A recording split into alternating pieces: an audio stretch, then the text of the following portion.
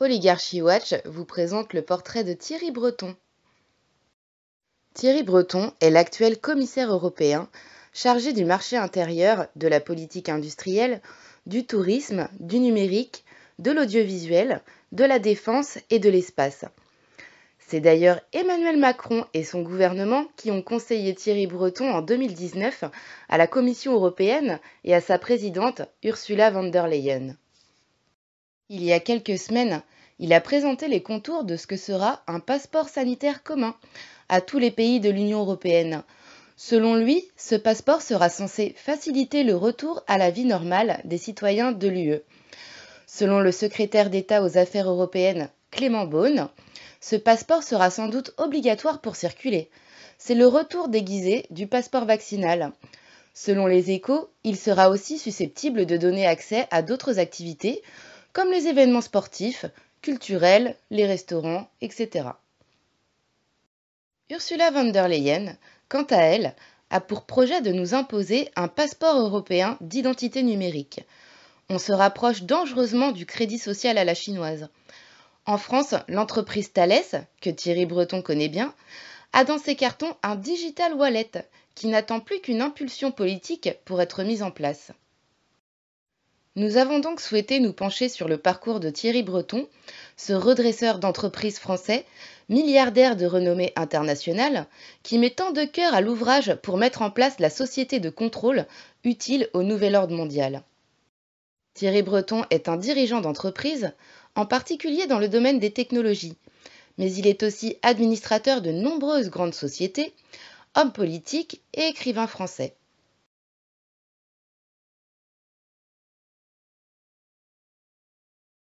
Thierry Breton est né le 15 janvier 1955 à Paris, dans le 14e arrondissement. Il y habite toujours aujourd'hui. Thierry Breton est issu de la bonne bourgeoisie parisienne.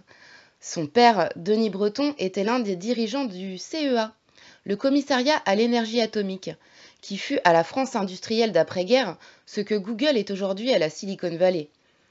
Il a effectué plusieurs séjours aux États-Unis et en Grande-Bretagne, notamment comme conseiller d'ambassade. Il a enseigné la physique nucléaire dans plusieurs universités américaines. Il était également membre d'ARRI, une société de matériel de cinéma de renommée mondiale. La mère de Thierry Breton, quant à elle, se nomme Simone Margot. Thierry Breton a fait ses études dans une des pouponnières de l'establishment français, l'école alsacienne, dont il sera plus tard vice-président du conseil d'administration. Il fait ensuite ses classes préparatoires au lycée Louis-le-Grand. Il rêvait d'intégrer Polytechnique, il s'est contenté de Supélec, l'école supérieure d'électricité, et a obtenu son diplôme en 1979. Il a conservé la foi protestante transmise par sa mère. Cette année-là, donc en 1979, il démarre comme professeur d'informatique et de mathématiques au lycée français de New York, dans le cadre de son service national au titre de la coopération.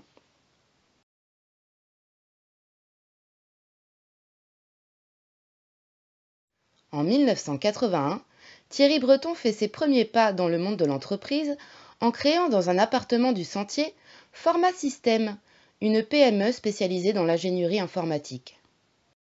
Ce jeune ingénieur vient d'épouser Nicole Valérie Barouin, avec qui il aura 3 enfants. Constance, née en 1983, Alexandre, né en 1985, et Séverine, née en 1988. Petite parenthèse, en voyage de noces au Sénégal, il en profite pour vendre ses services informatiques à la principale cimenterie du pays. Le temps, c'est de l'argent. Il abandonne ensuite la présidence de la société Format System en 1986 pour partir sur d'autres projets. À cette époque, celui qui se voyait écrivain de renom écrit son premier livre, Software, écrit par Thierry Breton et Denis Bennec et publié en 1984. Software est un thriller technologique où un enseignant et son ancien élève sont recrutés par les services secrets en pleine guerre froide. Cette œuvre permet à leurs auteurs d'aborder le sujet des nouvelles technologies, des virus informatiques et de l'arrivée de l'intelligence artificielle. Ces sujets sont très chers à Thierry Breton, qui réalisera 2 autres livres à ce propos. Vatican III, En 1985, où il imagine la propagande de l'image par le biais de satellites géostationnaires. Et Netwar, écrit en 1987, où il met en scène un réseau de jeunes informaticiens milliardaires à la tête de puissants réseaux de télécommunications.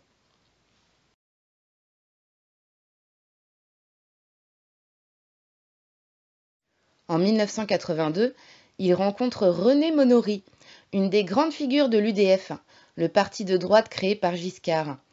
Il devient vite son fils spirituel.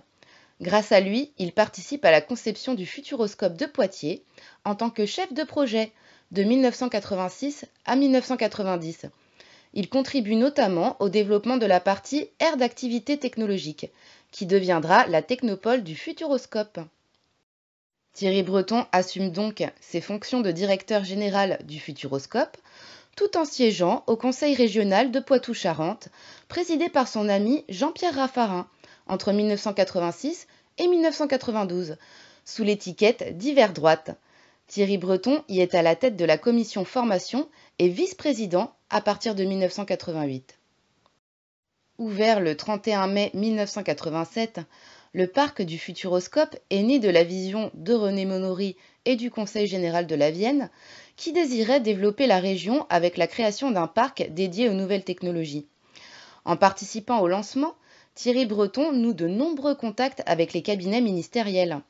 Il entrera ainsi au service de son ami René Monory de 1987 à 1988, alors ministre de l'Éducation nationale, en tant que conseiller pour l'informatique et les technologies nouvelles.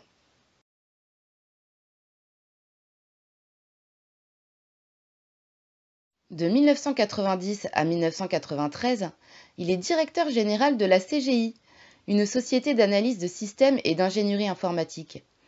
En 1993, Thierry Breton, à la demande d'Édouard Balladur, devient chargé de mission sur le télétravail auprès d'Alain Madelin et Charles Pasqua.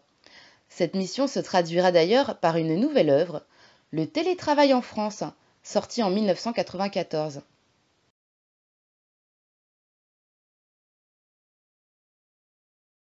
Il fait son entrée au sein de Boule, une entreprise française spécialisée dans l'informatique professionnelle, à partir de novembre 1993.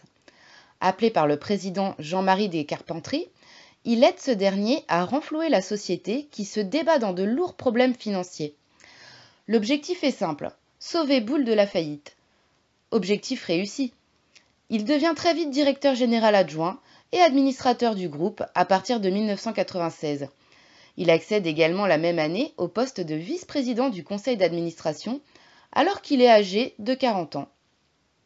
Considérant que la filiale micro-informatique de Boule, Zenith Data System, ne possède pas la taille critique, Thierry Breton décide, avec l'aide du japonais NEC, de la fusionner avec l'américain Packard Bell, après avoir aidé les deux groupes à se rapprocher l'année précédente.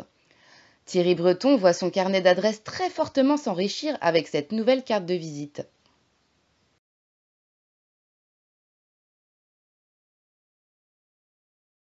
Après Boule, de 1997 à 2002, l'homme a une mission. Transformer une société qui, au dire d'Alain Juppé, vaut le 1 franc symbolique, en une multinationale privatisable. C'est Thomson Multimédia. Il est donc placé par le gouvernement et donc par ce même Alain Juppé à la tête de l'entreprise et a pour mission de repositionner le groupe autour des nouvelles technologies. Le groupe est très profondément remanié et la vente annoncée au groupe coréen Daewoo pour 1 franc ne se fait pas. Grâce à l'aide de l'État, qui va recapitaliser Thomson pour 11 milliards de francs, il va sauver le portefeuille de brevets du groupe RCA, hérité de General Electric, une des pépites de la société. En 1998, Thierry Breton est élu Global Leader of Tomorrow au Forum économique mondial de Davos en Suisse. Il devient administrateur du groupe Rhodia, un des principaux groupes de l'industrie chimique française. En 2000, il est choisi pour être administrateur du groupe Schneider, où l'on peut retrouver Claude Bébéar. Il est également au conseil d'administration du groupe Bouygues jusqu'en 2002 et au conseil d'administration de Dexia, une banque belge cotée à Euronext. Mais ce n'est pas tout, on peut aussi le retrouver dans les conseils d'administration du groupe La Poste et du Centre national d'études spatiales, le CNES. Et surtout, il est membre du conseil de surveillance du groupe AXA, présidé par Henri de Castries, président du Bilderberg depuis 2011. En 2001, il sera élu par la Tribune stratège de l'année pour sa gestion de Thomson. Thomson est remis sur les rails. L'État va ensuite progressivement abandonner toutes ses participations au groupe jusqu'en 2003 et ainsi remettre l'entreprise aux mains des intérêts privés. En 2002, Thierry Breton quitte Thomson, mais demeure président d'honneur de la société.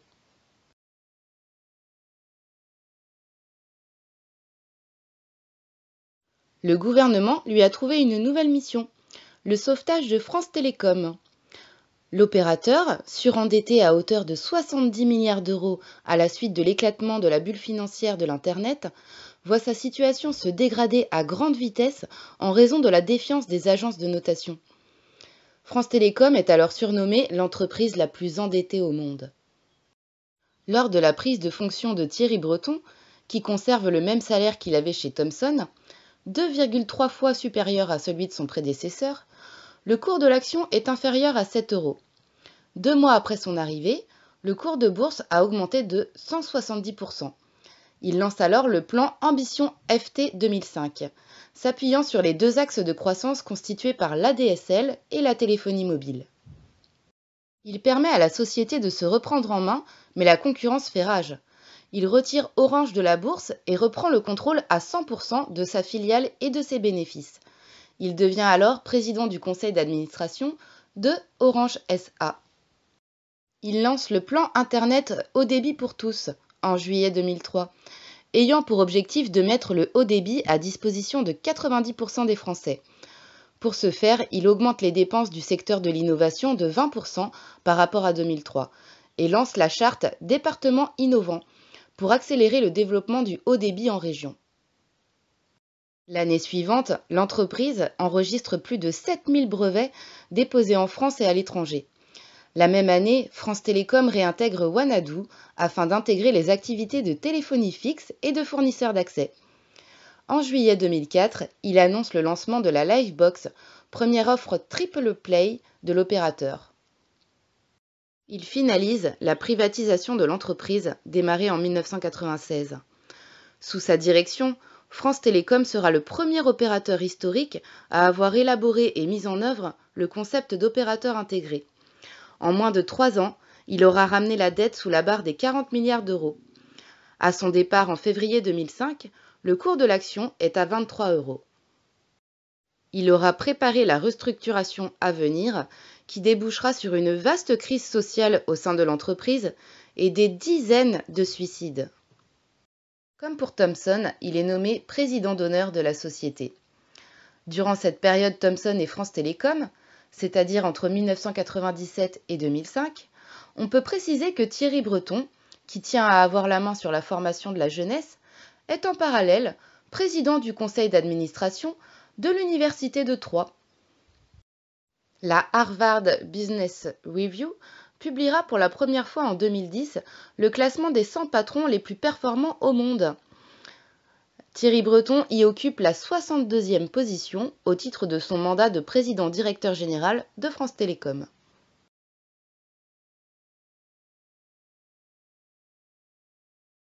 Thierry Breton quitte donc France Télécom et est nommé en février 2005 ministre de l'économie, des finances et de l'industrie dans le gouvernement Raffarin et sous la présidence de Jacques Chirac. Ses amis en somme.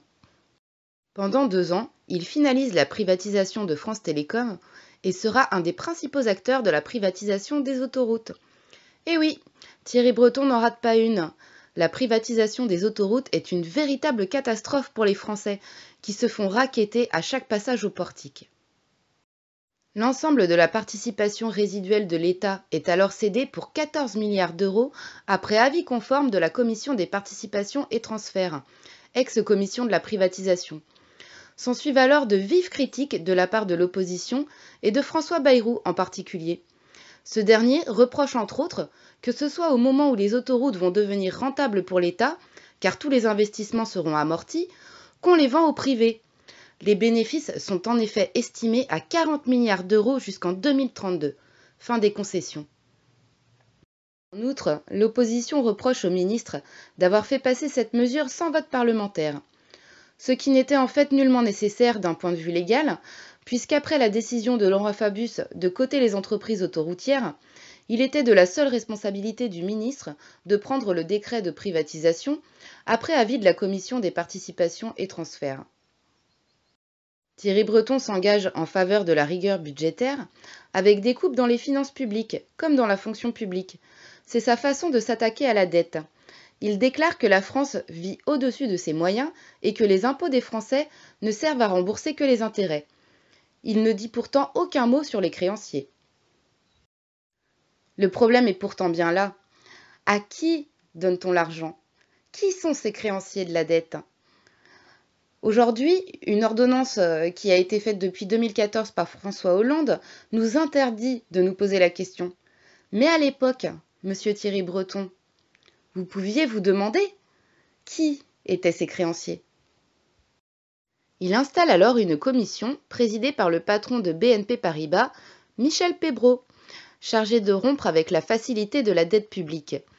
Il supprime des postes à tour de bras et finissent par faire baisser la dette à ce moment-là.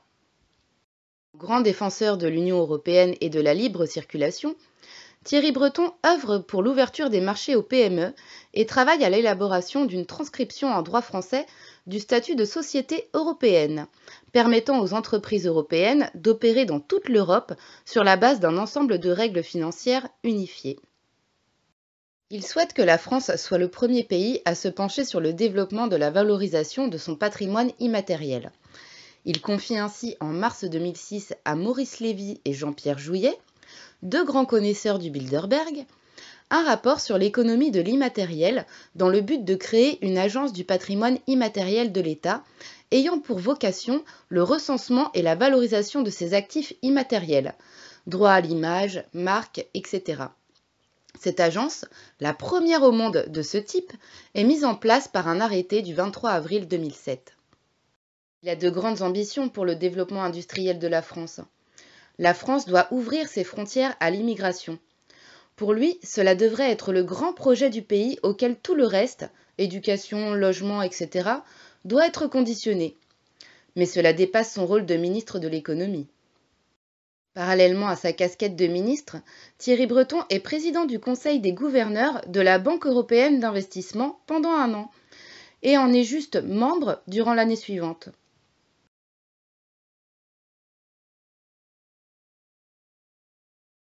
À partir de juillet 2007, il quitte la France pour aller enseigner à plein temps pendant 2 ans à l'université d'Harvard, aux États-Unis. Son cours de gouvernance enseigné à la Harvard Business School, l'université de management et d'économie de Harvard à Boston, s'intitule Leadership and Corporate Accountability. C'est pendant cette période qu'il va être conseiller senior à la Banque Rothschild et compagnie et qu'il va côtoyer Monsieur Macron.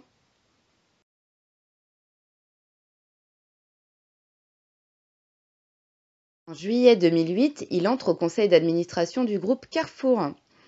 Super Thierry continue ses sauvetages et une nouvelle fois à la demande du gouvernement, il est nommé président du directoire de l'entreprise française de services numériques Atos Origine, aujourd'hui Atos.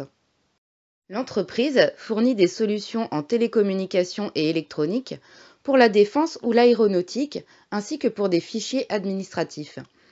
Le méga-fichier français TES, pour titres électroniques sécurisés, qui rassemble les données personnelles et biométriques des Français pour les cartes d'identité ou les passeports, c'est Atos. À ce moment-là, Atos réalise un chiffre d'affaires de 5,5 milliards d'euros et compte 50 000 salariés.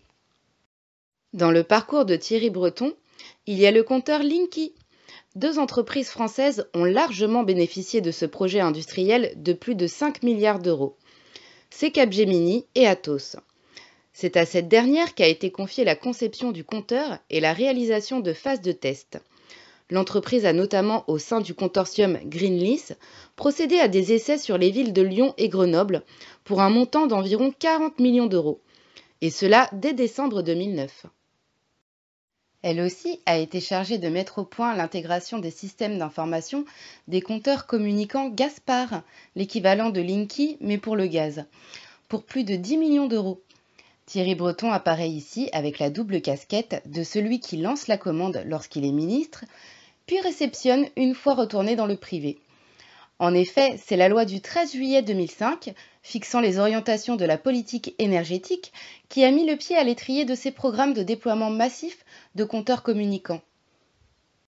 ERDF, devenu Enedis, était alors invité à concevoir et installer des dispositifs permettant aux fournisseurs de proposer à leurs clients des prix différents suivant les périodes de l'année ou de la journée et incitant les utilisateurs des réseaux à limiter leur consommation pendant les périodes où la consommation de l'ensemble des consommateurs est la plus élevée. Cette loi marque ainsi le début de l'aventure des compteurs communicants. Et elle est, entre autres, désignée par le ministre de l'économie de l'époque, Thierry Breton.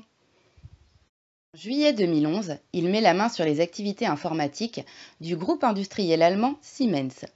Le groupe bénéficie désormais de 78 500 collaborateurs dans 42 pays, ce qui lui permet de hisser Atos au second rang européen derrière IBM.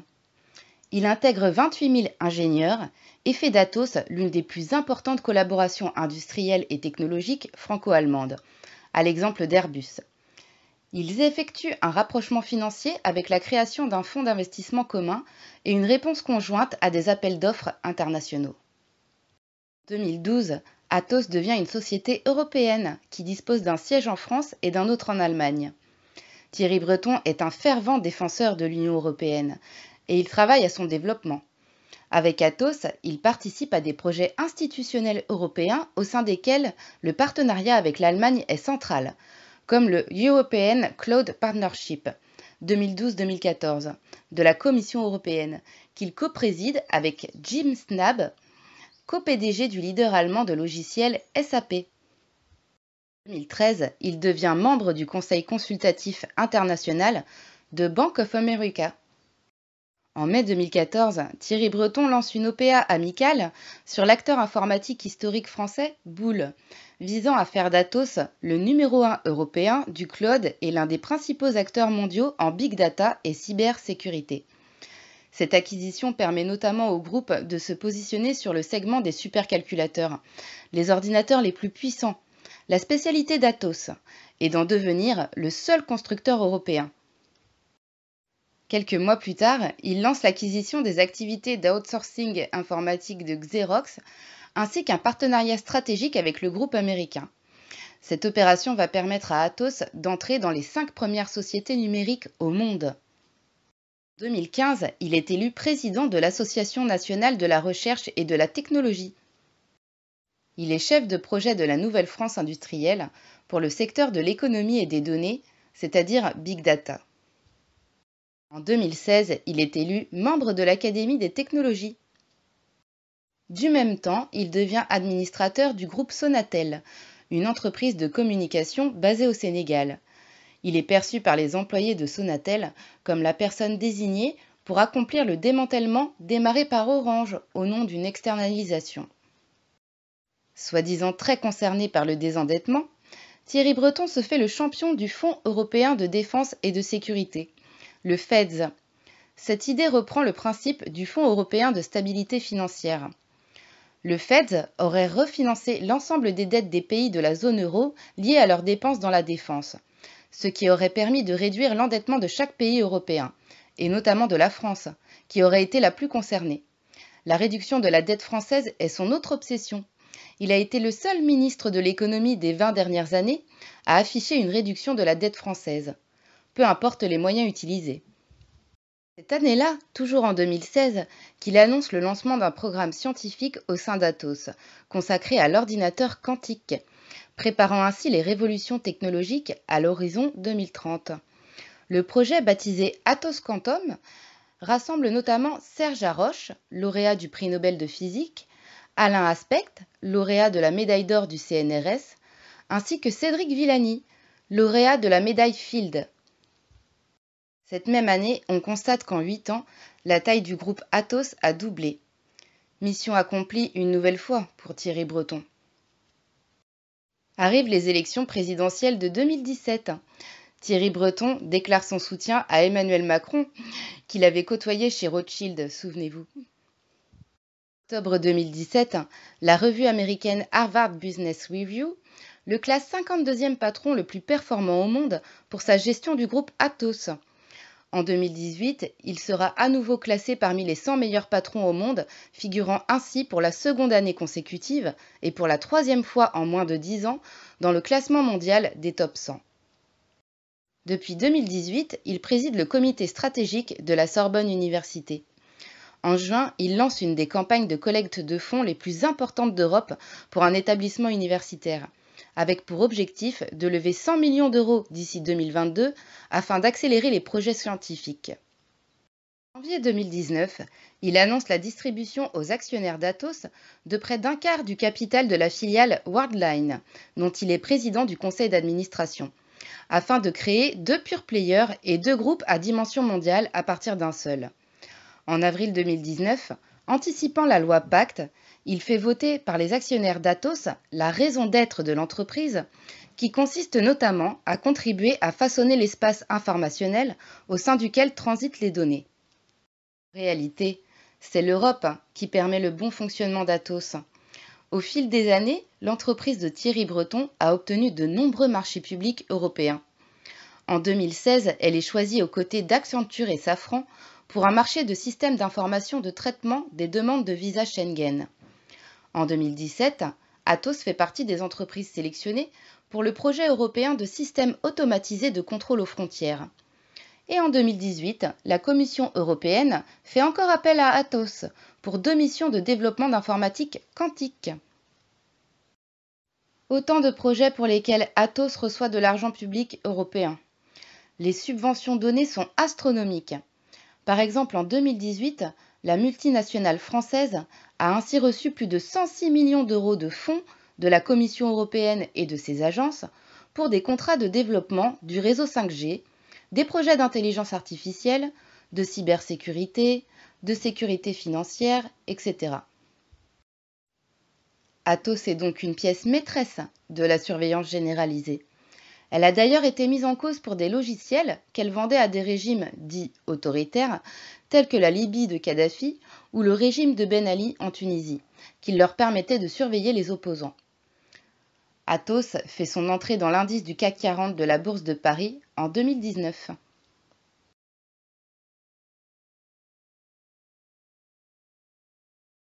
Thierry Breton quitte son poste de PDG d'Atos en octobre 2019 pour rejoindre la Commission européenne où il siège actuellement. Il va désormais pouvoir aider ses amis de l'intérieur et continuer à son gré le développement de l'intelligence artificielle, utile pour la future société de contrôle instaurée par l'UE. Les risques de conflit d'intérêts sont énormes, mais tout le monde ferme les yeux. Pour exemple, l'actuel numéro 3 du groupe Atos est Gilles Grappinet, l'ancien directeur de cabinet de Thierry Breton lorsque celui-ci était ministre. De plus, il connaît déjà Ursula von der Leyen, avec qui il a travaillé lorsqu'elle était ministre allemande de la Défense, sur la création d'un fonds européen de la défense et de la sécurité, pour doper les investissements européens dans ces domaines. Thierry Breton a du pain sur la planche. C'est lui qui va devoir activer la production de vaccins lors de la pandémie Covid-19. Il déclare alors sur RTL « Israël est en avance sur la vaccination grâce à un contrat très particulier avec Pfizer-BioNTech ». Il exprime son admiration pour un pays qui a accepté de livrer sa population sur un plateau pour être le groupe test de Pfizer. Toutes les données médicales sont envoyées chez Pfizer, comme le stipule l'accord signé avec Benjamin Netanyahou. Magnifique! Présent à l'événement du Paris Air Forum en juin 2021, il déclare au journal La Tribune à propos de la politique vaccinale « Si Paris Air Forum 2021 peut se tenir en partie en présentiel en ce mois de juin, c'est grâce au succès de la politique vaccinale européenne reconnue au niveau mondial qui va nous permettre de retrouver notre activité, de nous resocialiser, de voyager. À la mi-juillet, on aura produit en Europe plus d'1 milliard de doses de vaccins. En une année, l'Europe est devenue la pharmacie du monde. Elle a exporté 500 millions de doses de vaccins, c'est-à-dire la moitié, pour vacciner près de 100 pays. C'est le seul continent à le faire. La bonne nouvelle, c'est aussi que les activités touristiques repartent. En quelques semaines, l'Europe a mis en place un certificat vaccinal numérique commun que 16 pays ont déjà mis en œuvre Et à la fin du mois, les 27 membres l'auront mis en place. Cela permettra d'assurer une fluidité dans les aéroports et à l'activité aérienne de reprendre son essor. Il va également prêter une grande attention au contrôle d'Internet. C'est pourquoi il titille les GAFAM et demande à Zuckerberg de payer ses impôts. Ce qu'il a en tête, c'est l'accomplissement d'une maîtrise totale d'Internet et des informations qui y circulent. La chasse aux opposants va pouvoir être lancée au nom du combat contre la haine. C'est une information qui a au moins le mérite de satisfaire le CRIF, le Conseil représentatif des institutions juives de France.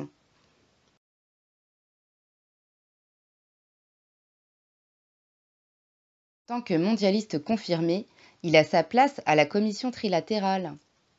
Il est membre du club Le Siècle, qui n'est autre qu'une filiale du groupe Bilderberg.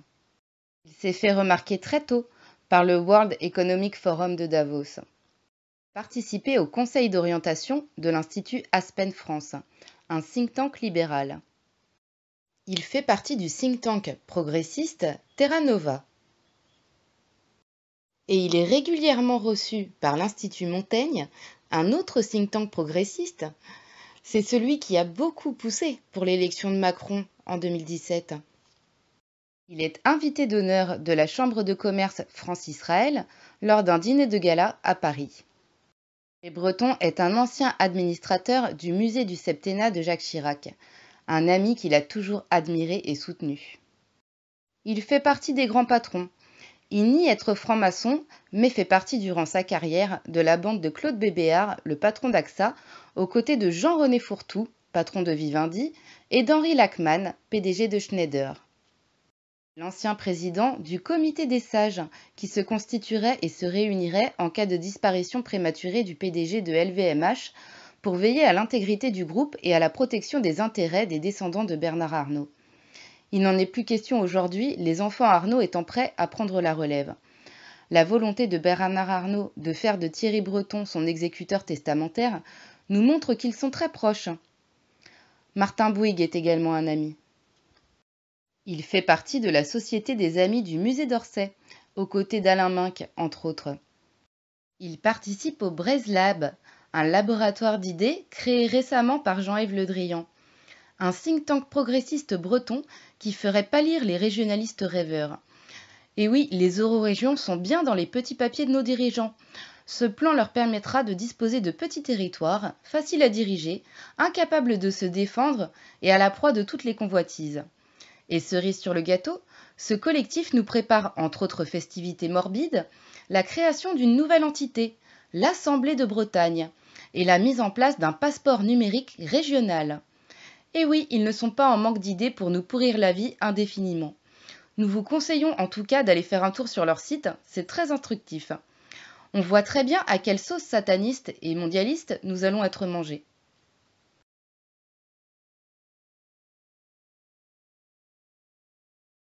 Tant de générosité et d'humanité se doivent d'être salués comme il se doit.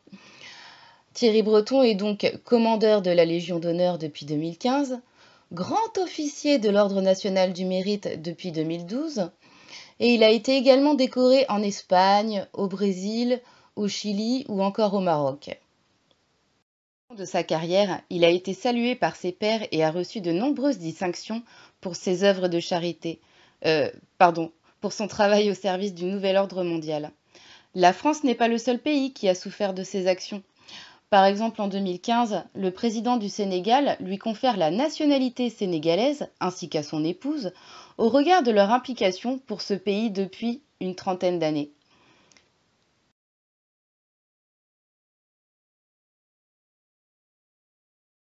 Privé, public, public, privé, tout cela ne fait aucune différence pour Thierry Breton. Le parcours de cet homme nous montre qu'il est possible de virevolter entre les deux et de mettre l'un au service de l'autre en changeant simplement de casquette. Le tout est de satisfaire le réel patron, la finance internationale.